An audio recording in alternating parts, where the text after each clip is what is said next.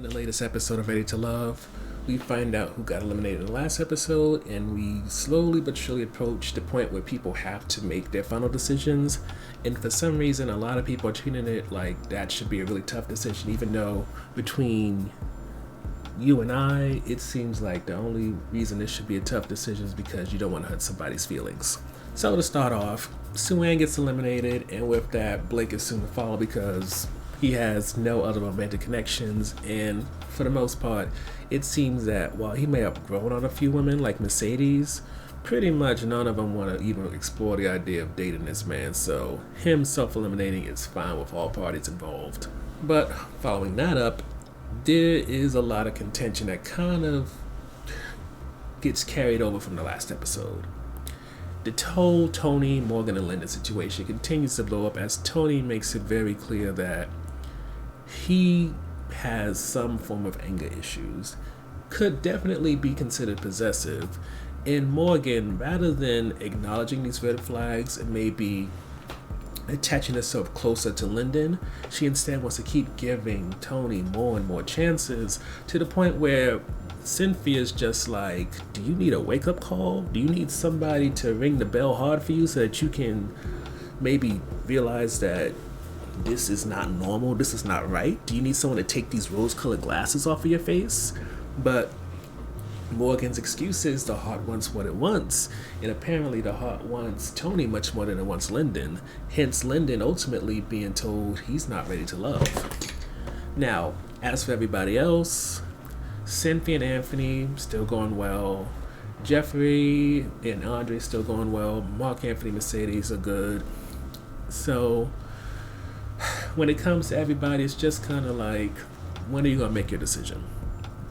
Andre is still in his mindset of Jeffrey's really good, she seems like the one, but then Cynthia though, and then Cynthia has the same conundrum in terms of Anthony is like damn near perfect, but at the same time, Andre was the first one I really connected with. Mercedes really likes Mark Anthony, and thankfully is probably one of the few people who cut somebody off, since she talks to Anthony and makes it very clear that I'm not on your level right now, I'm not as secure and stable as you are, never mind. Unlike Mark Anthony who comes to Jeffrey, she's able to admit that she's not ready to be someone's stepmom and deal with that. But whether or not Mark Anthony may come to that realization anytime soon, or maybe even stupidly drop Mercedes, who knows? It's, as we said in the overview, you can see so clearly who somebody should be with, but as Morgan said, the heart wants what it wants. And as we've seen many times, I've seen in my life, I'm sure you've seen in yours, the heart is an idiot and very short-term minded.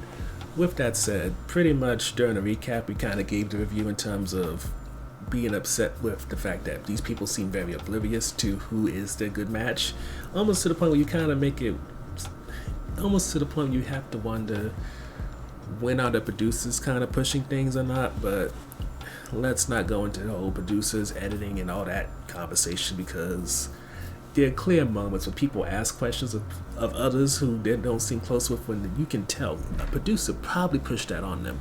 But again, set that aside. Let's focus on Endgame.